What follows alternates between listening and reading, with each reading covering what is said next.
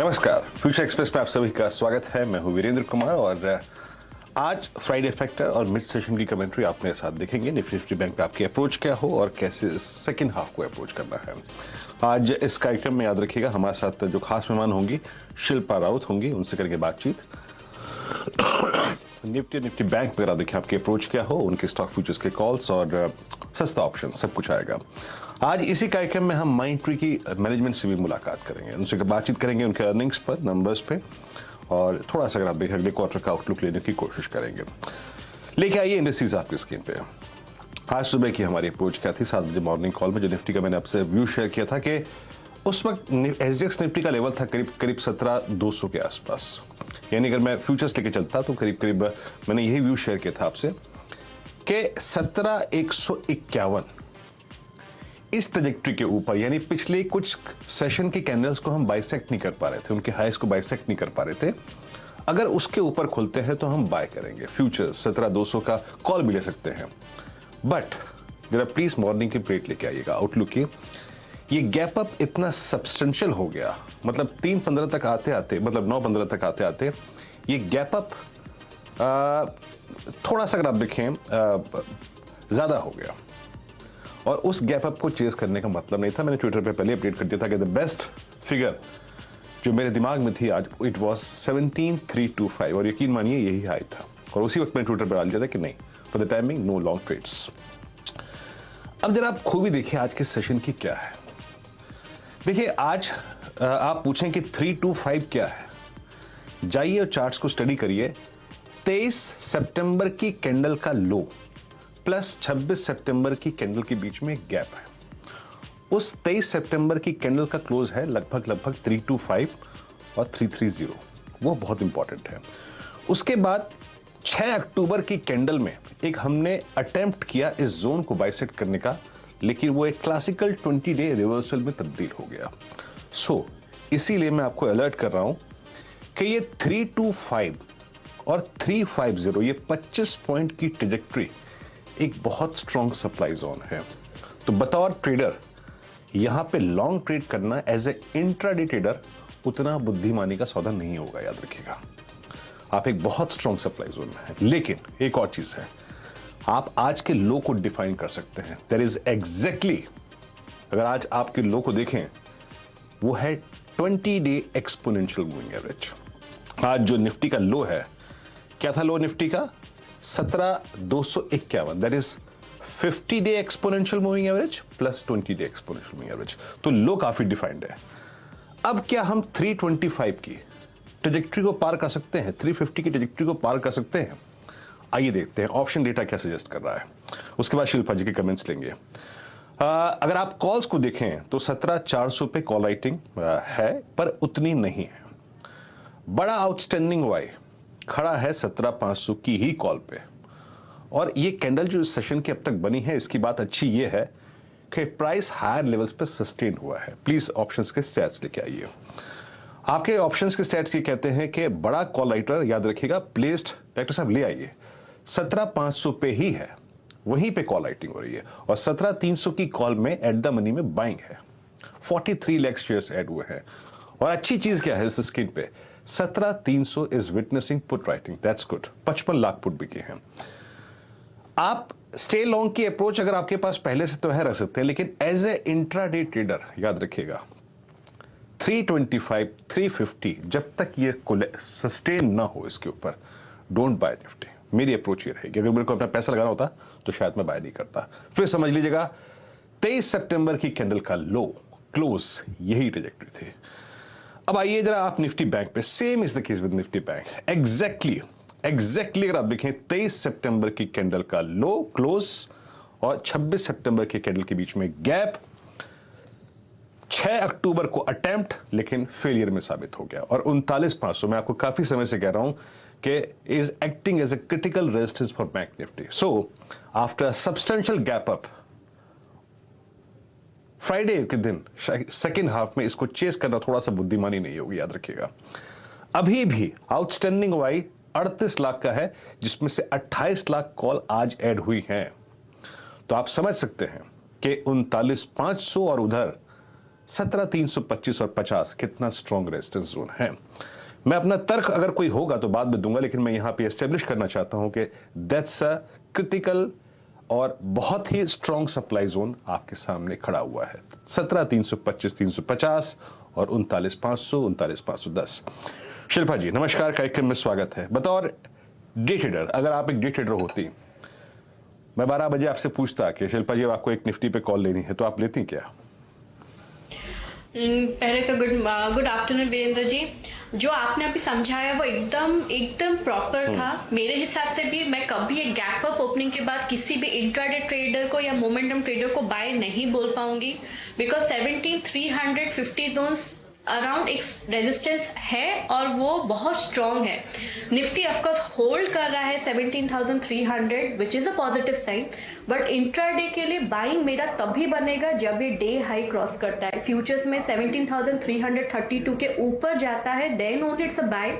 और अगर किसी को ये प्रीएम्प्ट करना है कि somebody बिकॉज व्यू बुलिश लग रहा है सबको, एवरीबडी वांट्स टू पार्टिसिपेट, तो मेरे हिसाब से 17,400 का कॉल आप 105 अभी चल रहा है, आप ले सकते हैं, लेकिन टाइट स्टॉप लॉस आपका 75 रहना चाहिए। तो but buying only in futures अगर आप कर रहे हैं तो please above day high. And जैसा आपने समझाया 17,400 पे इतनी ज्यादा कॉल राइटिंग नहीं है, ये डे हाई क्रॉस करता है then we will see target moving towards 17,500। Likewise bank Nifty भी आपने एकदम वो भी प्रॉपर आप तो अच्छे से आपने समझा दिया है। 39,500 बहुत स्ट्रॉन्ग रेजिस्टेंस है, उसके ऊपर सस्टेनेंस इंपॉर्टेंट है towards target of 40,000 to 41,000 zones. Extended target 41,000 zones का है, लेकिन ये सस्टेनेंस above 39,500 वेरी क्रूशियल। जी हाँ, इस बीच याद रखिएगा बाजार के हक में कुछ आंकड़े आते हुए, यहाँ पर जो सितंबर के अगर आप देखें थोक महंगाई के आंकड़े आए हैं वो अनुमान से कहीं अच्छे हैं। 11.50 का अगर आप देखें तो इस थोक महंगाई का आंकड़े का एक्सपेक्टेशन था, बट इट्स 10.70, यानी करीब 12.41% से घटकर सितंबर की थोक महंगाई का आंकड़ा जो है वो करीब 11.5 की ट्रैजेक्टरी में आ चुका है। और कहीं अनुमान जो था इसका वो था लगभग 11.5 की ट्रैजेक्टरी का। ये निफ्टी को एक पुश देता हुआ, लुक एट निफ्टी नाउ 17,326।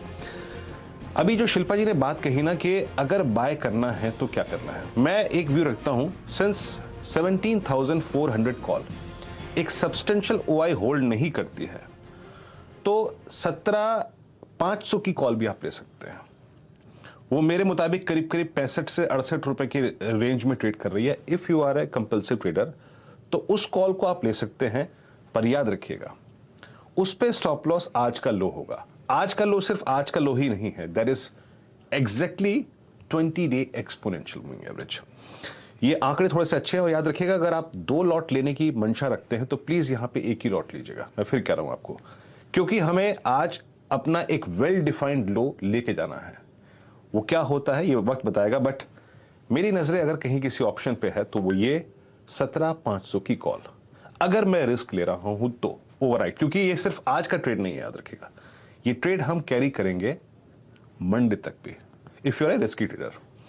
अब आते हैं आगे, चलते हैं शिल्पा जी के स्टॉक स्पेसिफिक आइडिया पे। शिल्पा जी बताइए क्या ग्रैब करेंगे आप इस वक्त और क्या लेना चाहेंगे? मेरा पहला 2 बाय रहेगा, एक सेल रहेगा। बाय मेरा रहेगा कोटक बैंक, पहला 1860 डे हाई पे ही है। बहुत दिनों के बाद कोटक बैंक में ये मोमेंटम चालू हुआ है and market is in favour, तो यहाँ पे कोटक बैंक के extended upside targets are very huge up to 1980 to 2000 zones. लेकिन अगर आपको मोमेंटम में भी प्ले करना है तो 1860 इसका चल रहा है अभी सीएमपी, आप 1840 का स्टॉप लॉस रखिए और आपको टारगेट्स जो आएंगे 1885 टू 1905। सेकंड मेरा बाय रहेगा जीएसपीएल कल से even in that choppy market, कल का अपना मार्केट बहुत चॉपी था, 220 जोन्स के ऊपर उसने अभी एक ब्रेकआउट दिया हुआ है एंड इट इज होल्डिंग। तो अभी सीएमपी इज 223। मेरे हिसाब से यहाँ पे आपको जो टारगेट्स आ जाएंगे वो 231 से 234 के, और आपका स्टॉप लॉस जो रहेगा 220 डे लो।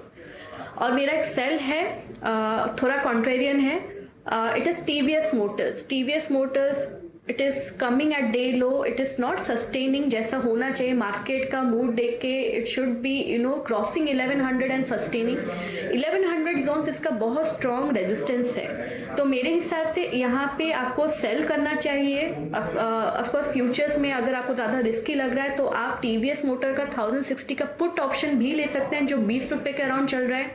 आपका स्टॉप लॉस होना चाहिए 13 रुपये. आपके टारगेट्स यहाँ पे 32 से 35 के आ जाएंगे. और अगर आप फ्यूचर्स में सेल कर रहे हैं तो आपका स्टॉप लॉस होगा 1100. आपको टारगेट्स जो मिल जाएंगे 1050 तक के आपको देखने को मिल जाएंगे.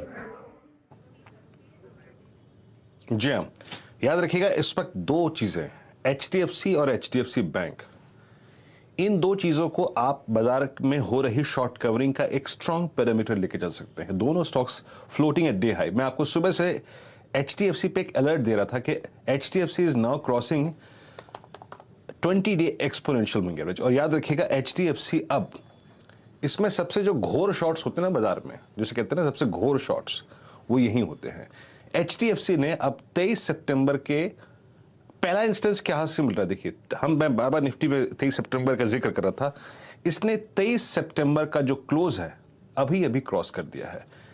HDFC ने 10 डेमा, 20 डेमा, 100 डेमा और 50 डे एक्सपोनेंशियल मूविंग एवरेज सारे के सारे क्रॉस कर दिए हैं. तो मेरा मत सिर्फ याद रखिएगा, निफ्टी की वो 17,500 की call at stop loss placed around 20 day exponential moving average.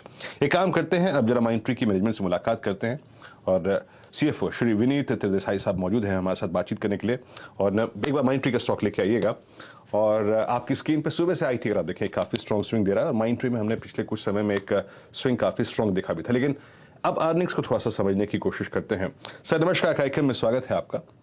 और थोड़ा सा एग्जैक्टली सर हम थोड़ा US का एनवायरनमेंट और करंट इकोनॉमिक एनवायरनमेंट जिस प्रकार की बातें हो रही हैं वहाँ पे कि भाई सब्सटेंशियल रेट हाइक्स हुए हैं, US इकोनॉमी में धीमापन लाने की कोशिश की जा रही है जिसका पूरे IT के उद्योग जगत पर प्रभाव पड़ता है. इस वक्त स्थिति कैसी है? क्लाइंट्स के साथ जो आपका इंटरेक्शन हुआ है उससे निकल के क्या आ रहा है?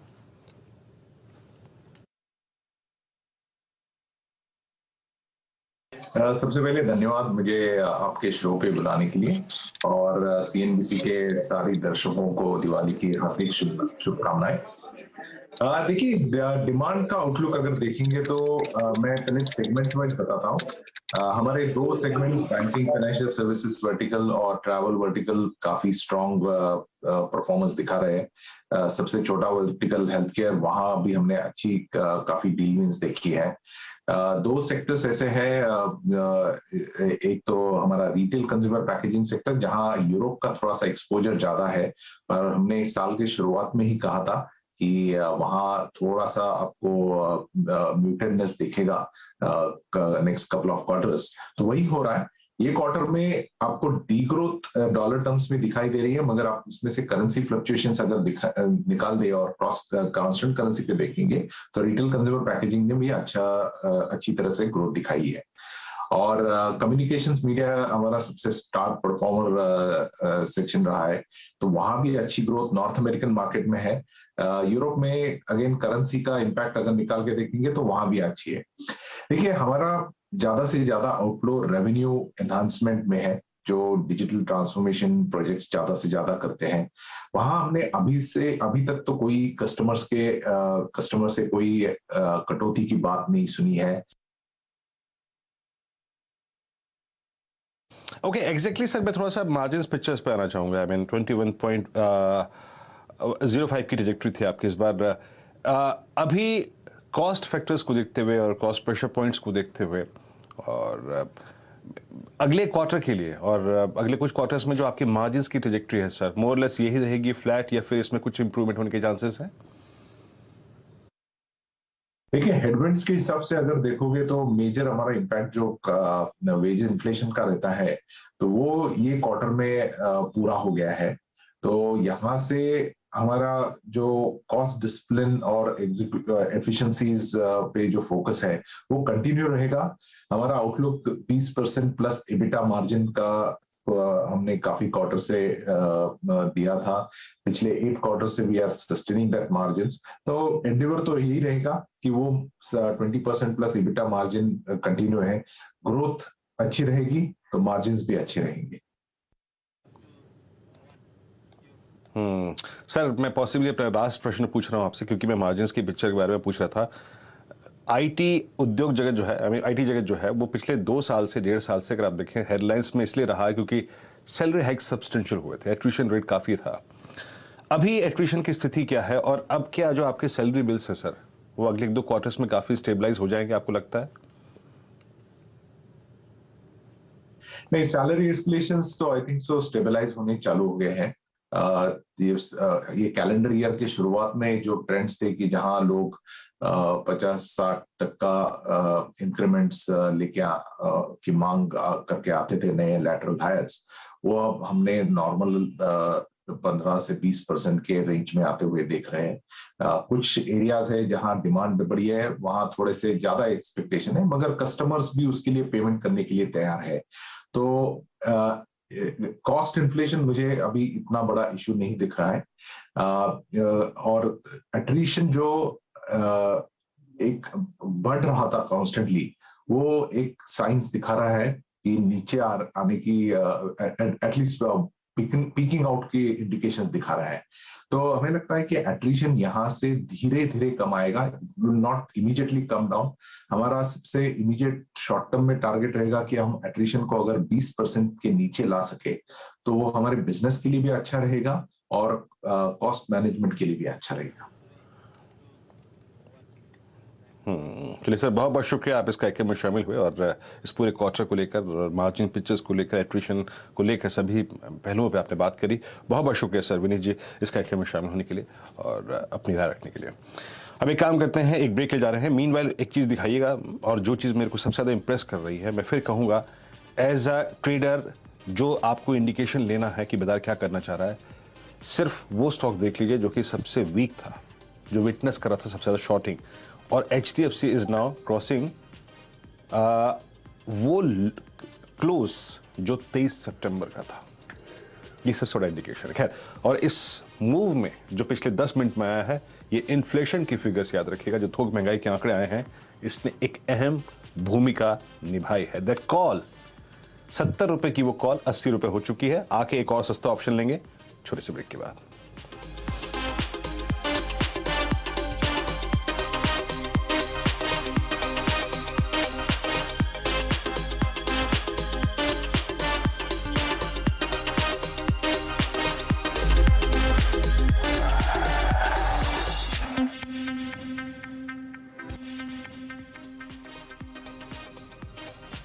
ब्रेक के बाद फ्यूचर एक्सप्रेस में आप सभी का फिर से स्वागत है। शिल्पा जी से देते हैं आज का सस्ता ऑप्शन। शिल्पा जी बताइए, आप क्या ग्रैब करना चाहेंगे ऑप्शन में? क्योंकि जैसे निफ्टी में आया वो movement, sooner later now bank Nifty will join the party, तो मेरे हिसाब से यहाँ पे फेडरल बैंक में बहुत ज्यादा स्ट्रेंथ दिख रहा है, तो मेरे लिए वो सस्ता ऑप्शन रहेगा। फेडरल बैंक का 130 कॉल ऑप्शन 2.2 रुपए 40 पैसे पे ट्रेड कर रहा है। यहाँ पे जो टारगेट्स वो आपको देखने को मिलेंगे वो हो जाएगा 3.5 से लेके 4.4, और आपका स्टॉप लॉस रहेगा 1.7। ओके, फेडरल बैंक की आप देखिए 130 की कॉल आपको लेनी है। और रही बात वो निफ्टी की कॉल की, याद रखिएगा वो करीब करीब 80 रुपए हो गई थी। मैं आपसे कहूंगा सिर्फ बतौर ट्रेडर, उस पर निफ्टी का ये जो मूव आया है इन्फ्लेशन की फिगर के बाद, उसके नीचे का स्टॉप लॉस लगा लीजिए।